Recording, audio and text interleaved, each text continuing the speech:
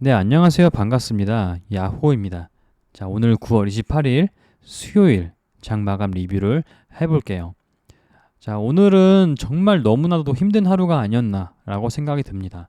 이게 최근 일주일 사이에서 하락장 중에서 가장 손실보기 쉬운 장이 아니었나라고 생각이 드는 게 왜 그런 거냐면, 제가 며칠 전부터 여기 2200을 지지해 줘야 된다라고 말을 했었죠. 그리고 며칠 들고 갈 종목을 그런 전략을 세울 거라면, 그러니까 매수를 하고 나서 며칠 들고 갈 거를 생각을 한다면 반드시 여기 2200을 지지하는지 하지 않는지를 봐야 된다고 했었어요. 그리고 여기를 이탈하면 그 다음부터는 당일 단타 위주로 해야 된다고 말씀을 드렸었는데, 2200을 어제 굉장히 이 잠깐의 이탈은 보여줬었지만 이 구간에서 이탈을 잠깐 했을 때 바로 지지 못하네 이렇게 생각할 게 아니라, 이탈 잠깐 했다가 이 횡보하는 모습이 좀 나와주면은 좀 지켜봐야 됩니다. 그렇게 해서 조금 횡보하는 모습을 보여주고 위로 올라온 후에 갑자기 외국인 매수세가 엄청나게 증가하면서 코스닥 기준 1시간도 안 돼서 2.5%나 급등하는 그런 모습을 보여줬었는데요.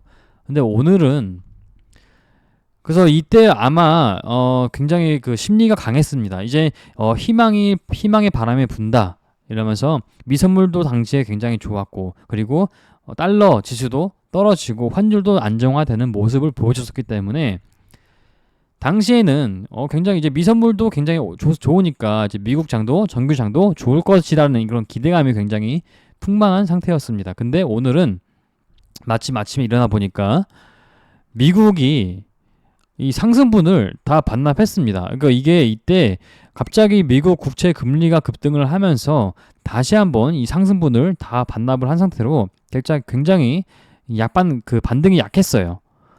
그렇다 보니까 일단 실명 매물이 나오면서 개파라고 시작을 했지만 뭐 이때까지는 상관없어요.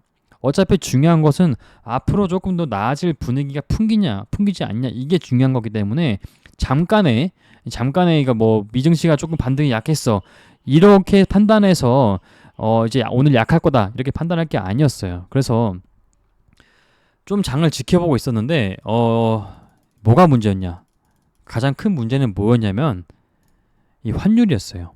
환율이 장중에 장 딱 9시에 시작을 하고 난 뒤에 갑자기 1% 이상 급등을 하는 그런 모습을 보여줬었거든요. 근데 환율이 당일에 1% 이상 급등하는 경우는 굉장히 이례적이에요. 그렇다 보니까 야, 이거 다시 문제가 될 수 있겠다 이렇게 되면서 2200을 정말로 쉽게 깨버립니다. 이게 지금 어제와 비교해 보시면 뭐가 다르냐면, 어제와 비교를 해봤을 때 어제는 2200 잠깐 이탈했을 때 약간 횡보하는 모습을 보여줬었기 때문에 아직까진 그대로 이게 2200을 지지할 수 있지 않을까라는 기대가 있을 때였어요. 그러나 오늘은 좀 달랐죠. 횡보 구간도 나오지 않았어요. 꽤나 많이 이탈한 상태에서 나왔기 때문에 이건 별로 큰 의미가 없거든요. 그 다음부터는 여기를 이탈하고 나니까 이제 급락이 시작이 됩니다. 그래서 만약에 며칠 들고 있는 종목이 있었다고 한다면은 이때 손절하는 게 맞습니다. 왜냐면 이 구간을 깨기 시작하면은 그때부터는 이제 공포감도 심해질 뿐더러 반대 매매를 걱정해야 되거든요. 반대 매매가 나오면은 그 반대 매매가 연쇄적으로 반대 매매를 부르는 그런 악순환이 나오면서 지수 급락을 더 부추기거든요. 그렇기 때문에 이때는 손절을 하는 게 맞습니다. 저도 이때 몇 개 모아가는 애들은 다 손절했어요. 눈물을 머금고 손절을 했는데, 그렇다면 오늘 당일 매매로 봤을 때, 그러니까 오늘 당일 단타로 봤을 때는 어땠냐라고 물어본다면 저는 오늘 단타는 굉장히 난이도가 쉬웠다고 생각을 해요. 제가 늘 말하지만 우리가 당일 단타를 하게 된다면 지수가 급락하는 거는 오히려 편하게 매매할 수 있는 그런 환경이 된다고 생각을 해요. 저는 오늘 공부를 어떻게 했냐, 저는 원자재 쪽을 봤었어요. 뭐 푸틴이 아니라 가스가 보면은 가스가 네, 여기 있죠. 세 군데에서도 고의적인 훼손이 의심될 정도로 조금 이례적인 사고가 있었다라고 얘기 나오면서 GSE를 처음에 봤었는데, GSE 같은 경우에는 입이 갭이 너무 많이 뜨더라고요. GSE가 오늘 수익입이 한 8% 떴기 때문에 그에 반해서 원자재에서 그 중에서 이제 대표적인 게 식량이 있죠. GSE가 8% 갭이 떴음에도 불구하고 뭐 한일사료 그리고 뭐 고려산업, 뭐 대주산업 이런 친구들은 오히려 갭 하락 상태로 시작을 했어요. 그럼 이건 뭐다? 우리는 이거를 기회로 볼 줄 알아야 된다 그랬었죠. 그래서 이거는 굉장히 중요한, 굉장히 쉽게 볼 수 있는 기회였다라고 판단을 했어요. 그래서 오전에 저는 이제 식량주, 한일사료, 그리고 대주산업, 고려산업 그리고 고려산업을 매매를 했었는데요. 여기서 꽤나 수익을 보고 오전에 매매를 안 하다가 오후에 지수가 급락하는 것을 보고 푸른저축은행 이제 금리 인상주죠. 거기서 수익을 좀 다시 봤었어요. 그래서 계속 하다 보니까 수익이 800만 원 정도 났었는데요. 당일 매매는. 근데 나중에 이 800만 원을 점심 먹고 나서 800만 원에서 200만 원 더 벌어가지고 1000만 원 찍어보자 라고 욕심을 부리다 보니까 다시 여기서 200만 원 좀 까먹었어요.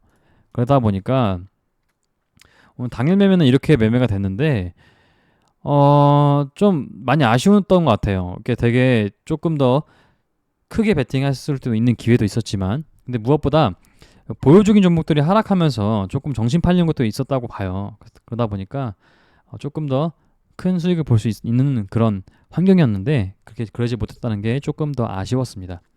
그러니까 중요한 포인트는 결국에는 오늘 당일 매매는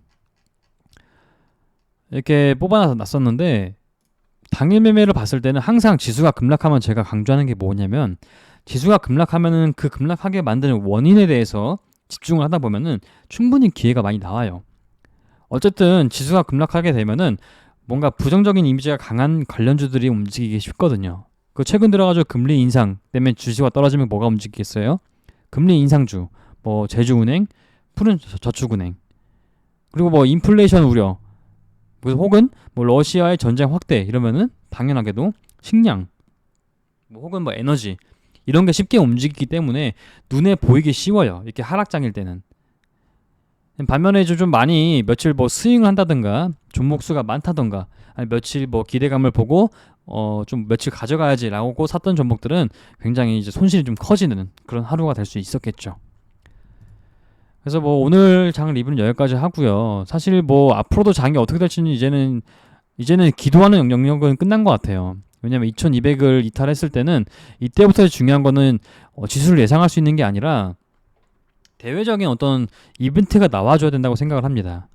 뭐 한미 통화 스왑이나 이렇게 해서 뭐 환율이 떨어진다거나 중요한 거는 이제부터는 계속 대외적인 지수를 봐야 된다. 그걸 말씀드리고 싶어요. 오늘 리뷰는 여기까지 하도록 하겠습니다.